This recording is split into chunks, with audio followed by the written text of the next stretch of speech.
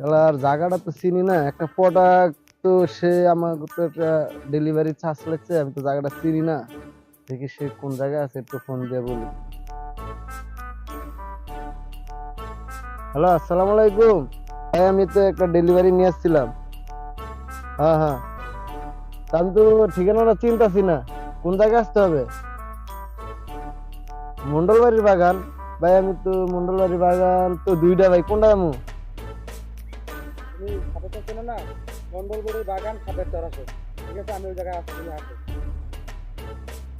সাপের স্যার? আচ্ছা ভাই, ঠিক আছে, আমি আসতেছি ভাই, সাপের স্যার আসতেছি, ওকে।